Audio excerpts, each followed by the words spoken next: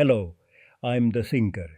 We live in an age where information circulates at an unprecedented speed.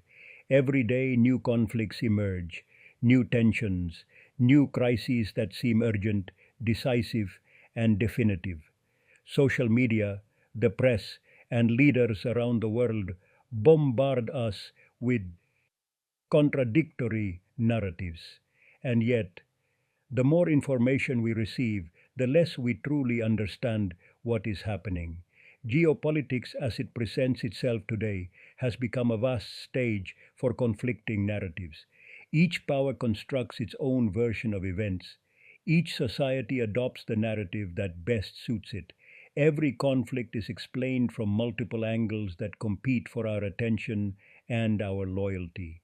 Amid this constant noise, clarity is lost, serenity vanishes, and we make decisions based more on fear, euphoria, or the indignation of the moment than on a deep understanding of reality. But before moving forward, it is necessary to pause and consider an essential question. What exactly is geopolitics? As a systematic discipline, geopolitics is relatively recent. Its modern formulation emerged in the late 19th and early 20th centuries with thinkers like Alfred Mahan, Halford Mackinder, and Nicholas Spikeman, who sought to scientifically understand the relationship between territory, power, and strategy. However, the phenomena it studies are as old as human history. From the earliest Mesopotamian, Egyptian, and Roman civilizations, people have always had to answer the same questions. How do we position ourselves in a world of limited resources? How do we expand without weakening ourselves? How do we protect ourselves from external threats? How do we maintain internal stability while projecting influence outward? What has changed is not the fundamental reality, but rather the way we try to interpret it. Throughout history, geopolitics has relied on core concepts that remain valid. Power, not only military, but also economic, technological, cultural, and institutional. Territory, as the physical base from which that power is projected. Security, understood as the capacity to preserve vital interests in the face of an ever changing and unpredictable environment. Influence, the ability to shape the behavior of other actors without always resorting to open conflict. These elements are permanent. What has progressively distorted them is the dominance of narratives. Stories constructed to justify actions, mobilize emotions, or delegitimize the adversary. Narratives that often matter more than the facts themselves. Each geopolitical bloc has its own. Each leader interprets reality according to their immediate interests. Each society filters information through its own cultural and historical lens. And in that process, objective truth can be buried under layers of biased interpretation.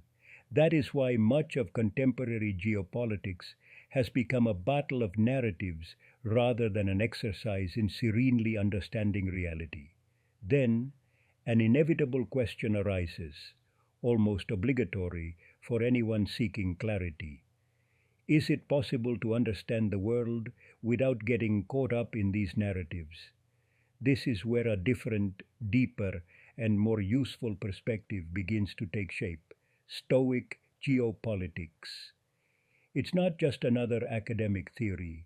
It's not another political ideology. It doesn't aim to replace traditional schools of thought like realism, liberalism, or constructivism. Rather, it's a way of approaching international reality inspired by the principles of classical Stoicism, Zeno, Epictetus, Seneca, and Marcus Aurelius.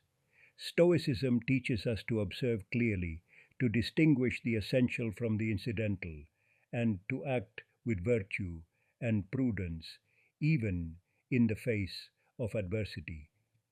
Applied to geopolitics, it introduces a fundamental difference. It's not based on what is said, but on what happens. It doesn't rely on narratives, but on results, because narratives can justify almost anything, but results reveal the naked truth. To construct this perspective, Stoic geopolitics rests on four fundamental Stoic pillars. First, the dichotomy of control. Epictetus masterfully summarized it. There are things that depend on us and things that do not. In geopolitics, this means clearly distinguishing between what a state or a people can control, its internal preparedness, its social cohesion, its strategic decisions, its collective virtue, and what escapes its control, the actions of other powers, climate events, global economic crises, or the unpredictable turns of history. Focusing energy on the former and serenely accepting the latter avoids unnecessary exhaustion and impulsive decisions. Second, virtue as the only true good. For the Stoics, true wealth lies not in material power or domination, but in consistency, justice, prudence, and fortitude. Applied to nations, this implies prioritizing just societies, stable institutions, and prudent leaders over the mere accumulation of power or wealth at any cost. A power that loses its inner virtue will sooner or later weaken, even if it seems momentarily invincible. Third, amor fati, loving fate. This is not about passive resignation, but about intelligently accepting the great historical movements that we cannot avoid. Wars, economic crises, technological changes, or the rise and fall of empires are part of the natural flow of history. The wise person does not waste energy blindly resisting the inevitable, but rather seeks the best way to navigate it. Fourth, cosmopolitanism. The Stoics saw all of humanity as part of a single community under universal reason. This does not mean ignoring borders or the legitimate interests of each people, but rather remembering that ultimately we all share the same human condition. This perspective helps us avoid irrational hatred and seek solutions that, without naivete, recognize our interconnectedness. But there is an even deeper element that enriches this view, the pendulum of history. History does not advance in a straight line or toward inevitable progress. It swings like a pendulum between periods of order and periods of chaos, between expansion and contraction, between stability and uncertainty, between unipolarity and multipolarity. When the pendulum swings toward chaos, collective fear arises and panicked errors are committed. When it swings toward excessive order, arrogance appears, along with the illusion that this will last forever. At both extremes, the same errors of interpretation and decision making are repeated. Stoic geopolitics doesn't propose avoiding the pendulum, that would be illusory, but rather learning to navigate it wisely, understanding its rhythms, recognizing the signs of transition, and acting accordingly. Knowing when to consolidate, when to wait, when to advance prudently, and when to prepare for the next phase. This generates a different strategy, not reactive and desperate, but patient, cumulative, and coherent. Small but consistent decisions that over time build lasting structural advantages. It also addresses collective psychology. Nations, like individuals, don't always act from pure reason. They are swayed by fear, euphoria, resentment, or propaganda. Stoic geopolitics proposes balancing emotion and reason, impulse and judgment. When a people develops this collective maturity, it ceases to be a passive victim of history and begins to consciously participate in its own destiny. Ultimately, Stoic geopolitics doesn't just seek to explain the world as it is, it seeks to improve the way people live within it. Because when we speak of the collective plane, there is an objective that cannot be ignored, the eudaimonia of peoples, not the ephemeral happiness of momentary emotions, but the flourishing of societies that are clearer, more coherent, more just, and better able to sustain their development over time. A society that better understands reality makes better decisions, and a society that makes better decisions builds a more stable and prosperous future.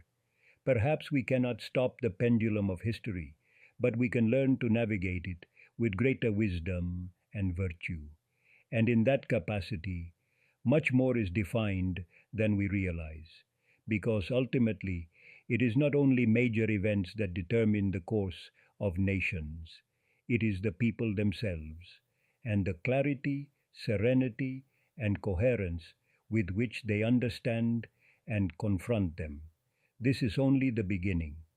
In the upcoming videos of this series, we will apply Stoic geopolitics to the major issues of our time: current multipolarity, tensions between great powers, regional conflicts, Latin America's role in this new scenario, and how each of us as citizens can contribute to a more serene and useful understanding. If this approach resonates with you, if you feel you need a firmer compass amidst the current noise, I invite you to subscribe to the channel, turn on notifications, and leave a comment. Which geopolitical issue would you like us to analyze first from a Stoic perspective? Multipolarity, the future of Latin America, a specific conflict.